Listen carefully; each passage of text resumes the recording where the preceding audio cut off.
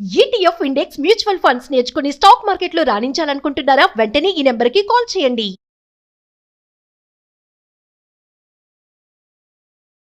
నమస్తే రమగారు. నమస్తే జయ.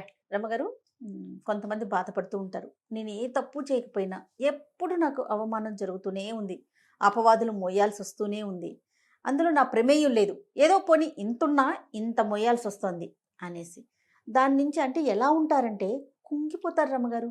నన్నే అన్నారు, నన్నే అన్నారు, నన్నే అన్నారు, నేనే బాధపడాల్సి వస్తుంది, నాకే ఇలా అవుతోంది అనేసి ఇట్లా అవమానాలు అపవాదులు మన ప్రమేయం లేకుండా మనం తప్పు చేస్తే సరే తప్పు చేస్తే బాధ అనిపించదు రమ్మగారు సాధారణంగా. సరేలే నా అంటే అట్లా ఆలోచించరంటారేమో. మరి ఆలోచిస్తారు కానీ వాడికి లోపల తెలుసుగా ఏదో డిఫెన్స్ ఇస్తారు, పర్వాలేదు, లైట్ తీసుకుంటారు. అదే మన తప్పు లేకుండా జరిగితే కొంతమంది అసలు వదలలేకపోతారు. చాలా మంది వదలలేరు. ఎవరో ఒకళ్ళిద్దరు వాడి పాపను వాడే పోతాడు అనుకునే వాళ్ళు లోక సహజంగా ఉండరు, చాలా తక్కువ. అవును స్ట్రెస్ ఫీల్ అయిపోతారు.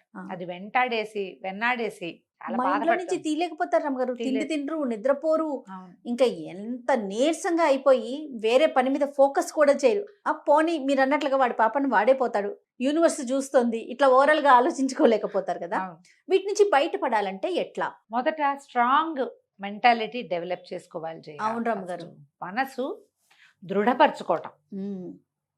నేను ఇక్కడే ఆగిపోతే ముందుకెళ్ళలేను, ఇక్కడ ఆగకూడదు, స్టక్ అయ్యానని చెప్తున్నారు చాలా మంది. నేను స్టక్ అయ్యా అక్కడే ఎంత స్టక్ అయిపోతావు నువ్వు. స్టక్ అవటం వల్ల నీకు ఏం ఉపయోగం జరిగిందో ఆలోచించు మొదట. అవును, నువ్వు ఏం పోగొట్టుకున్నావో కూడా నువ్వు ఆలోచిస్తే పోగొట్టుకున్నవి పెద్దవి, నువ్వు పొందింది చాలా తక్కువ, అసలు ఏం లేదు. స్టక్ అవడం ఒకటే మిగిలింది. ఏమేం పోగొట్టుకున్నాను స్టక్ అవటం వల్ల? చిన్నవి చేయ, అత్తగారితోటో తోడుకోడలతోటో ఆడపడితోటో ఏదో తగాదా వస్తుంది. అవును, తగాదా లేదా అన్నదమ్ములతోటి, ఇది బాగా కనపడుతోంది. అక్క చెల్లెళ్ళతోటి తగాదా వస్తే బిగుసిపోతారు ఇద్దరు. మామూలు వాక్యం, నువ్వే చేసావు, నువ్వు చిన్నప్పటి నుంచి ఇంతే, నువ్వు అప్పుడు కూడా అలాగే చేసావు అంటే నేనేం చేయలేదంటారు వీళ్ళు. నేనేం చేయలే, అప్పుడు అలా జరిగిందంటే రెండో వాళ్ళు దాన్ని ఒప్పుకోరు. వాళ్ళేమో ఇదే ఏదో చేసేసిందని వాళ్ళు నమ్ముతారు. నన్ను అన్నారో అని వీళ్ళు గింజుకుంటారు, ఇద్దరు బిగుస్తారు. క్రమంగా మాటలు మానేస్తారు. ఎక్కడైనా కనపడినా ఏదో తూష్ణీభావం వహిస్తూ ఉంటారు, అంతే. అక్కడి నుంచి పిల్లలు మాట్లాడుకోవడం మానేస్తారు, మొగుళ్ళు మాట్లాడుకోవడం మానేస్తారు. అక్క చెల్లెళ్ళు అయితే వీళ్ళింటికి వాళ్ళు వెళ్ళరు, వాళ్ళ ఇంటికి వీళ్ళు వెళ్ళరు, పిలవరు. అయిందా పోనీ ఇలాగే ఉన్నాం. ఏ పెళ్లి వీడియోనో చూస్తారు, లేదా ఎవరైనా కనపడి మీ అక్క బాగుంది, అబ్బా నీ పెళ్ళికి ఎంత బాగా చేసిందే, నీ చీరకు ఎంత బాగా వర్క్ చేసిందే, మీ అక్క చిన్నప్పుడు నేను ఎత్తుకుని తిరిగేది, ఇలాంటివేవో వాక్యాలు వినపడతాయి. గింజుకుపోతూ ఉంటారు లోపల. అక్క కావాలనిపిస్తుంది, అడగటానికి మళ్ళీ బాధ చాలా కావాలి. ఎందుకంటే నువ్వు స్ట్రక్ అయిన విషయం ఒకటి ఉంటే నువ్వు వాళ్ళ క్లోజ్నెస్ విషయాలు ఇన్నుంటాయి. మన పెళ్ళిళ్ళ వీడియోలు పాతవి ఇట్లా స్ట్రక్ అయిన వాళ్ళంతా మీ వీడియోలు తీసి చూసుకోండి ఒకసారి. నాకు మీరు ఈ మాట చెప్తుంటే నాకు బలగం సినిమా గుర్తొచ్చింది రమ్మగారు. గుర్తుందా? మూవీలో వాళ్ళ మేనత్త ఆవిడ గుర్తు చేస్తుంది, చిన్నప్పుడు ఎంత బాగా చూసుకున్నాడు, మీ అన్నలు ఎలా చూసుకున్నారు, నువ్వేం చేస్తే వాళ్ళు ఏం చేస్తారు అనగానే వాళ్ళకి ఒకరికొక క్యారెక్టర్స్ కి కళ్ళల్లో నుంచి నీళ్ళు వచ్చేస్తా ఉంటాయి. చెప్తుంటే నాకు కూడా అలాగే అనిపిస్తుంది, ఎంత నాస్టాలజిక్ గా ఉంటుందో. ఒక్కసారి మన పెళ్ళప్పుడు, మన చిన్నప్పుడు, మన స్కూల్కి వెళ్ళేటప్పుడు అక్కతో తగాదాలు వచ్చినవి ఎన్నున్నాయో, అక్క మనని బాగా చూసుకున్నది కొన్ని వందలు ఉంటాయి. ఈ తగాదాన్ని పట్టుకుని ఇక్కడ స్టక్ అయ్యి మనం దాన్ని వదిలిపెట్టేస్తాం. అవును, ముందుకెళ్ళలేకపోతాం. అవునండి, వెనక్కి వెళ్ళండి. వెనక్కి వెళ్ళమంటారు. వెనక్కి వెళ్ళండి. వెళ్ళి వాళ్ళతోటి మనకున్న ఇవన్నీ జ్ఞాపకాలు, వాళ్ళతో మనకున్న అనుబంధం, వాళ్ళు మనకి ఏ విషయాల్లో సహాయం చేశారంటే బెస్ట్ పార్ట్ ఆలోచించండి, వర్స్ట్ పార్ట్ వదిలిపెట్టాలి. అక్కడే కదా మనం స్టక్ అయ్యాము. వర్స్ట్ పార్ట్ ఎన్ని ఉంటాయి రమ్మగారు? తక్కువ ఉంటాయి. ఇప్పుడు మనం ఎక్కడ స్టక్ అవుతాం? వర్స్ట్ పార్ట్ లోనే అక్కడ ఆగిపోతాం. ఎక్కడో ఒక దౌర్భాగ్య క్షణంలో మనకి వాళ్ళకి తగాదా వస్తుంది, అంతే. వాళ్ళకి మంచిది కాదు, మనకి మంచిది కాదమ్మా. కానీ ఇక్కడ ఇంకొక విషయం రమ్మగారు, ఈ వెనక్కి వెళ్ళటం అనేది తను వెళ్ళినప్పుడు నేను ఎందుకు వెళ్ళాలి అని ఆలోచన వస్తుంది. అందుకని మనం ఇద్దరికి చెప్తున్నాం, ఇది ఎవరో ఒకళ్ళకి చెప్పట్లేదుగా, ఇద్దరు ఆలోచించాలి. ఒకవేళ వీళ్ళకి సయోధ్య కుదర్చాలని ఎవరైనా భావిస్తే వాళ్ళు ఈ వెనకాల విషయాలు ఇద్దరికి గుర్తు చేస్తే ఆటోమేటిక్గా సర్దుకుంటుందమ్మా. ఇందులో పెద్ద పెద్ద తీవ్రమైనవి వ్యవహారాలంటే ఏదైనా ఎక్స్ట్రా మ్యారిటల్ ఎఫైర్స్, ఆస్తి పంపకాలు, అక్కడ కొంచెం కష్టమమ్మా. అలాంటి చోట ఇది సెట్ అవ్వవు. కానీ ఈ ఊరికే చిన్న మాట నువ్వు అంటే నువ్వు తూతూ మేమే అనుకుంటారు చూడు, ఇలాంటి చోట్ల ఖచ్చితంగా సెట్ అవుతుంది. మన వెనకది ఆలోచించుకుంటే అన్నీ నార్మలే ఉంటాయి. ఓకే. ఏం లేదు ఇంకా. నాకు ఎప్పుడు ఇలాంటివే వస్తాయి అంటారు కొంతమంది. ఆఫీసుల్లో ఇంతే, చుట్టుపక్కల వాళ్ళతో ఇంతే, ఇంట్లో ఇంతే, అత్తగారింట్లో అంతే, పుట్టింట్లో అంతే, కజిన్స్తో అంతే. చిన్న చిన్న వాటికి నేను మాట పడిపోతున్నాను. అసలు సంబంధం లేకపోయినా నేను నాకు మాట వస్తుంది, చిన్న మాటలు పెద్ద మాటలు నేను తీసుకోలేకపోతున్నా. అయితే దీనికి దైవారాధన ఒకటి మంచి పద్ధతి అమ్మా. ఇందులో ఈ దైవాలలో ఇద్దరు దైవాలని మనం ప్రార్థించవచ్చు. ఇద్దరు మనని ఈ అవమానాల నుంచి, అపవాదుల నుంచి, జనాల అపోహల నుంచి కాపాడతారు. ఓ గబుక్కున ఊహించు, ఎవరై ఉంటారు? పరమశివుడా? ఇంకా 4 ఆప్షన్స్ ఇస్తాను జయ నీకు. నాకా? నాకు తెలిసిన దేవుడేనా? నీకు తెలిసిన దేవుడే. దేవుడా క్షమించు. విష్ణువు, శివుడు, అంటే ఉన్న దేవుళ్ళందరినీ పేర్లు చెప్పే నీ ఇష్టం. ఆంజనేయ స్వామి, రమ్మగారు, వినాయకుడు. ఇప్పుడు కరెక్ట్. ఓకే. మొదటిది వినాయకుడు, రెండో వాడు కృష్ణుడు. వీళ్ళిద్దరు నా 2 కరెక్ట్ కదా. విష్ణు అంటే కృష్ణుడు. విష్ణు అంటే కృష్ణుడు కాదు, విష్ణు అంటే విష్ణువే. అలా ఒప్పుకో. వీళ్ళిద్దరూ మనని అవమానాల నుంచి, అపవాదుల నుంచి, ఈ కుంగిపోయే పరిస్థితుల నుంచి కాపాడతారు. వినాయక సంబంధమైన ఒక స్తోత్రాన్ని, శ్లోకం చిన్నది కదా, స్తోత్రాన్ని అలవాటు చేసుకోండి నిత్యం. నా తప్పు లేకుండా నా మీదకి ఏ మాట రానివద్దు తండ్రి, నాతో ఉండు అని దండం పెట్టుకోండి. మీరు రోజు వినాయక స్తోత్రం చదువుకుంటే అంత బెల్లం ముక్క, బెల్లం పెట్టలేరు, చెక్క బెల్లం దొరుకుతుంది, ఊరుగుపల్లి బెల్లం అంటారు. 1 కేజీ తెచ్చి దాన్ని చిన్న సాధనం పెట్టి కొట్టి చిట్టి ముక్కలు కట్ చేసి పెట్టేసుకోండి, ఒక డబ్బాలో పోసుకోండి. రోజు వినాయకుడికి బెల్లం ముక్క చూపించండి.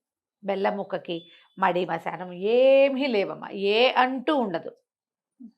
ఒకవేళ రోజు బెల్లం ఎవరు తింటారండి అంటే, నైవేద్యం పెట్టిన బెల్లం ముక్కలు, నా ప్లాన్ అనమాట ఇది, నేను చేసేది. నైవేద్యం పెట్టిన బెల్లం ముక్కలన్నీ ఒక డబ్బాలో వేసుకోండి, ఏ టీలోనో కాఫీలోనో వేసేసుకోండి. పాయసాల్లో ప్రసాదాల్లో పనికిరాదు. టీలో బెల్లం వేసుకోండి, చాలా బాగుంటుంది.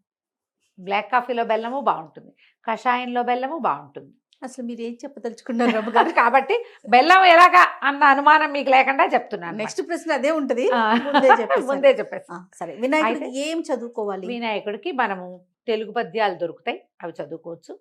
తర్వాత ఏమో ద్వాదశ నామావళి ఒకటి ఉంటుంది వినాయకుడిది, షోడశ నామావళి ఒకటి ఉంది. ఈ 2 స్తోత్రాల్లో ఏదైనా తీసుకోండి. ఓకే. సుముఖశ్చేకదంతశ్చ కపిలో గజకర్ణికః ఇలా మొదలయ్యేది ఒకటి. ప్రణమ్య శిరసాదేవం గౌరీపుత్రం వినాయకం భక్తావాసం స్మరే నిత్యం ఆయుక్కామార్థ సిద్ధయే, ఇది ఒకటి స్తోత్రం. ఈ స్తోత్ర నిధి యాప్లో 2 దొరుకుతాయమ్మా. వినాయక స్తోత్రాలు ఓపెన్ చేసి చూసుకోండి, స్తోత్ర నిధి పెట్టుకోండి ఫోన్లో. ఎక్కువ స్పేస్ ఏం తీసుకోవద్దు, తక్కువ స్పేస్ ఏం తీసుకుంటుంది. మీరు చాలా స్తోత్రాలు అందులో దొరుకుతాయి, తప్పులు కూడా లేవు. ఓకే. ఈ వినాయక స్తోత్రాల్లో ఒకటి రోజు చదువుకోండి. ఎంతోసేపు పట్టదమ్మా, 2 నిమిషాలు, నోటికి వచ్చేసింది అనుకోండి. మరి ఇవి రెండింటిని మనము విష్ణు సహస్రనామం చదువుకున్న దాంట్లోనే ప్రణమ్య శిరసాదేవం గౌరీపుత్రం వినాయకం భక్తావాసం స్మరే నిత్యం ఆయుః కామార్థ సిద్ధయే, ఇంతే. చూడు ఎంత బాగుందో. ఇదే ఫ్లోలో చదువుకోవచ్చు. ఈ ఫ్లోలో మిగిలిన అన్ని పదాలని, అందులో పెద్ద పెద్ద సమాసాలు అవి లేవు. ఇంత కూడా మా వల్ల కాదండి, నేను చేయలేను ఇంత.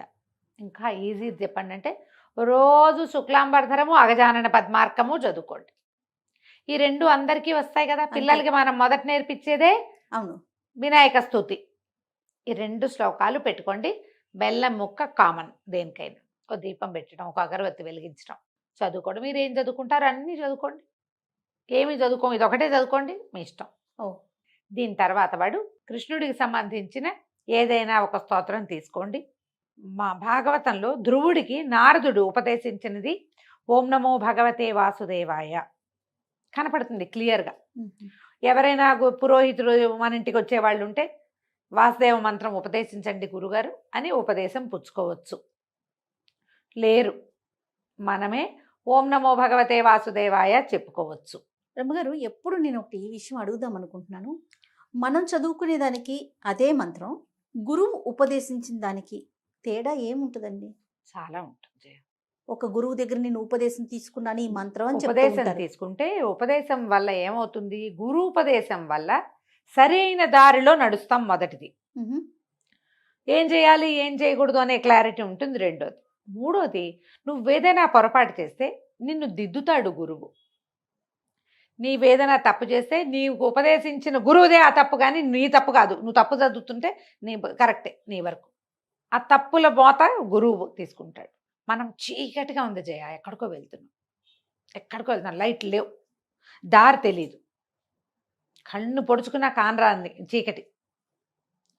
ఈ చీకట్లో ఎట్లో అట్లా అట్లా అట్లా తడువుకుంటూ వెళ్ళినా వెళ్తావు నువ్వు, అక్కడికి అడంగు చేరతావు ఎప్పటికో ఒకప్పటికి.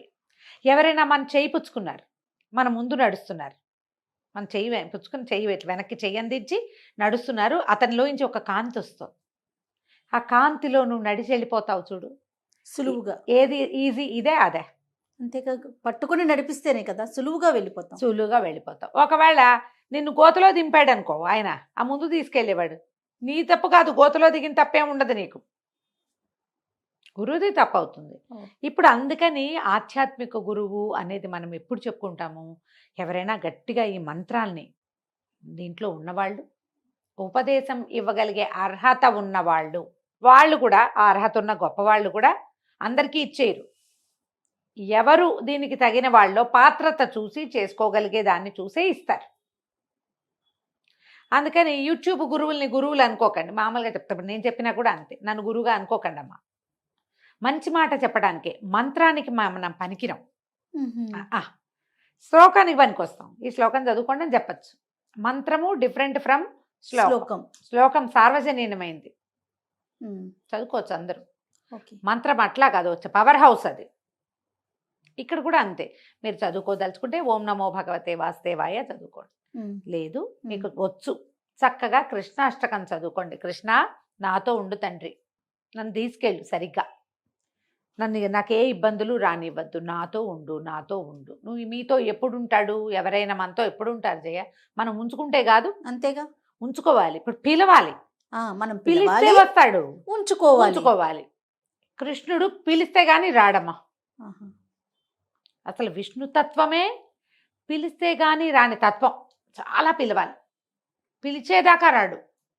మనం అదే చూస్తాం కదా, ఏమిటి గజేంద్ర మోక్షంలో వాడు ఫైట్ చేసి చేసి చేసి చేసి చేసి దుంప తెంచుకున్న నాళ్ళు రాలేదు, ప్రాణాలు ఠావులు తప్పుతున్నాయి, తండ్రి నువ్వెవరో నాకు తెలీదు, రావవే వరద, కావే ఈశ్వర అని పిలిచాడు. అప్పుడు రావే వరద అని పిలిచాడు. నువ్వెవడివో తెలీదు నాకు, నువ్వెక్కడుంటావో తెలీదు, ఎలా ఉంటావో తెలీదు, కానీ నువ్వెవడివో ఒకటి ఉన్నావు. ఆ ఉన్నవాడెవడో నన్ను రక్షించాలంటే ఉన్నవాడెవడు, జగన్నియామకుడైన విష్ణువు పరిగెత్తుకుంటూ వచ్చాడు. పిలిస్తే వస్తాడమ్మా, కృష్ణుణ్ణి పిలిచేదాకా రాడు, చూస్తూ ఉంటాడు మనకేసి. నువ్వు భగవంతుడి వైపు ఎప్పుడు చేయి చాపుతాం జయ, మనం చేత కానప్పుడు చేయి చాపాలమ్మా, చేత కానప్పుడు చేయి చాపాలి. రోజు ఆయన్ని మనతో ఉంచుకోవాలి, ఉంచుకోవటం వేరు, చేయి చాపటం వేరు. అవునండి. దేవుడా నన్ను రక్షించు, రోజు నువ్వు భగవంతుడా మమ్మల్ని పుట్టించావు, నిన్ను నేను అర్చిస్తానని అర్చన. కృష్ణాష్టకం చదువుకోండి, అది కూడా మనం విష్ణు సహస్రనామం లాగానే చదువుకోవచ్చు. స్తోత్రనిధిలో ఇది కూడా దొరుకుతుందండి. నేను స్తోత్రనిధిని ప్రమోట్ చేస్తున్నట్టుంది, కానీ ఉపయోగపడే విషయం కాబట్టి చెప్పాలనుకుంటున్నాను. స్పష్టంగా అనిపించింది. వసుదేవ సుతం దేవం కంస చాణూరమర్దనం దేవకీ పరమానందం కృష్ణం వందే జగద్గురుం. చూడు కృష్ణ ఎంత సింపుల్ గా ఉంది, సింపుల్ పదాలతోటి తేలికపాటి స్తోత్రం. 8 శ్లోకాలు, ఒక ఫలశ్రుతి శ్లోకం, 9 శ్లోకాలు, 2 నిమిషాల్లో అయిపోతుంది. ఓకే, కాబట్టి ఇది చదువుకోండి. మిమ్మల్ని వినాయకుడు కానీ కృష్ణుడు కానీ ఇద్దరిని చదువుకుంటామంటే ఇద్దరిని మహదానందంగా చదువుకోండి అమ్మా. మీరు రోజువారీ ఏ నివేదన పెడుతున్నారో కృష్ణుడికి అదే నివేదన పెట్టచ్చు, వినాయకుడికి మాత్రం బెల్లం పెట్టాలి. దీనివల్ల మీకు అపవాదులు, అపనిందలు, అవమానాలు, చిన్న చిన్న వాటికి చిన్నబుచ్చేసుకోవాల్సిన పరిస్థితి, దాని నుంచి కొంత మీరు తప్పుకుంటారు. దీంతోపాటు మీరు మానవ ప్రయత్నంగా జాగ్రత్తగా ఉండండి. ప్రతి దాని నుంచి మనం ఒక పాఠం నేర్చుకుంటూ ఉండాలి. జీవితంలో ఏమవుతుంది, ఓ దెబ్బ తగిలితే ఓహో ఇక్కడ కాలు వేయకూడదు, ముందుకు వెళ్ళకూడదు, ఇక్కడ గడప ఉంది, ఇక్కడ గట్టు ఉంది, తెలుసుకుంటాం కదా. తెలుసుకోండి, తెలుసుకునే ప్రయత్నం చేస్తూ భగవంతుడిని తోడు తీసుకుని ముందుకెళ్ళండి, ఈజీగా ఉంటుంది అప్పుడు. తప్పకుండా రమ్మగారు. నమస్తే. నమస్తే జయ.